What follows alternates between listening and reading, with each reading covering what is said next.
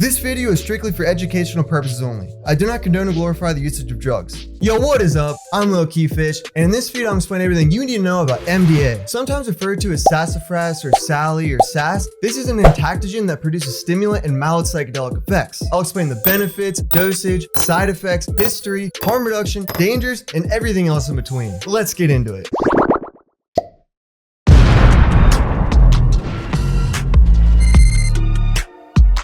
MDA was first synthesized in 1910, but its psychoactive effects were not discovered until 20 years later in 1930. Today, possession of MDA is illegal in most countries, although limited expectations exist for scientific and medical research. Since the 1980s, Molly, aka MDMA, has steadily been more popular and is sometimes even sold as MDA. MDA is a synthetic molecule of the amphetamine chemical class. It produces traditional serotonergic psychedelic effects just like MDMA does. MDA tends to be more stimulating than Molly is, but Molly is more peaceful. Furthermore, Sally gives more self-love, while Molly gives more empathy towards others. Both substances will dilate your pupils and increase your blood pressure. Positive effects include enhanced empathy, increased emotion, euphoria, music enhancement, and mood lift. Negative effects include jaw clenching, vasoconstriction, short-term memory impairment, and nausea. The onset of MDA is 20 to 60 minutes and lasts roughly 5 to 7 hours. You may have an afterglow for another hour or two afterwards. A light dose is considered 50 to 100 milligrams, with the common dose being around 100 to 150 milligrams. Anything over 150 milligrams is considered a strong dose. Typically, MDA lasts about an hour longer than Molly does at the same dose. MDA is a metabolite of MDMA, so they tend to share a lot of similarities. In my opinion, if I had the choice, I still prefer Molly over Sass, but you can never really go wrong with either. Because of how similar both are, it's not that uncommon for Molly to be sold as Sass or the other way around. Buy drugs?